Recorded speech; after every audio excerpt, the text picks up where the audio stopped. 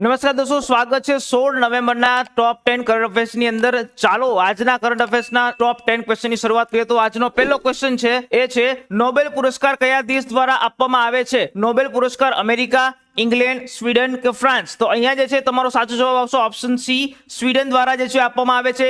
એના પછી નેક્સ્ટ ક્વેશ્ચનની વાત કરીએ તો નોબેલ પુરસ્કાર દર વર્ષે કઈ તારીખે આપવામાં આવે છે? 10 ઓક્ટોબર, 10 ડિસેમ્બર, 6 ઓક્ટોબર, 13 ઓક્ટોબર? તો અહીંયા તમારો સાચો જવાબ આવશે ઓપ્શન બી, 10 ડિસેમ્બરના રોજ દર વર્ષે આપવામાં આવતો હોય છે। ત્યાર પછી નેક્સ્ટ ક્વેશ્ચનની વાત કરીએ નોબેલ પુરસ્કાર કેટલી કેટેગરીમાં આપવામાં આવતો હોય છે?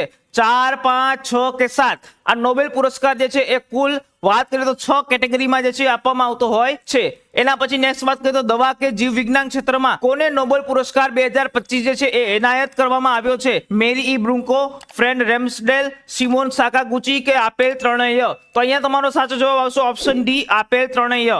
ત્યાર પછી વાત કરીએ તો નેક્સ્ટ ક્વેશ્ચનની ભૌતિક શાસ્ત્રના ક્ષેત્રમાં કોને નોબેલ પુરસ્કાર 2025 જે છે એ એનાયત કરવામાં આવ્યો છે? Michel H Devoret, John Clarke, John M Martinis કે ત્રણેય ABC? તો અહીંયા તમારો સાચો જવાબ આવશે ઓપ્શન ડી, ત્રણેય, કે જેને ભૌતિક શાસ્ત્રના ક્ષેત્રમાં નોબેલ પુરસ્કાર 2025 એનાયત કરવામાં આવ્યો છે। ત્યાર પછી નેક્સ્ટ વાત કરીએ તો સાહિત્ય ક્ષેત્રના નોબેલ પુરસ્કાર 2025 કેમાં સાહિત્ય ક્ષેત્રની અંદર 2025માં કોને આ પુરસ્કાર આપવામાં આવ્યો છે? તો લાસ્લો ક્રાસના હોરકાય, આર અબ્દુલજાક ગુરના, ઓમર એમ યાગી કે સુસુમુ કિતાગાવા? તો અહીંયા તમારો સાચો જવાબ આવશે ઓપ્શન એ, લાસ્લો ક્રાસ ના હોરકાય, કે જેને સાહિત્ય ક્ષેત્રની અંદર નોબેલ પુરસ્કાર 2025 આપવામાં આવ્યો છે। ત્યાર પછી નેક્સ્ટ વાત કરીએ તો રસાયણશાસ્ત્રના ક્ષેત્રમાં નોબેલ પુરસ્કાર 2025 કોને એનાયત કરવામાં આવ્યો છે? સુસુમુ કિતાગાવા, રિચાર્ડ રોબસન, ઓમર એમ યાગી કે આપેલ ત્રણેય? તો અહીંયા તમારો સાચો જવાબ આવશે ઓપ્શન ડી, આપેલ ત્રણેય, કે જેને રસાયણશાસ્ત્રની અંદર આ પુરસ્કાર આપવામાં આવ્યો છે। ત્યાર પછી નેક્સ્ટ વાત કરીએ તો નોબેલ શાંતિ પુરસ્કાર 2025 કોને આપવામાં આવ્યો છે?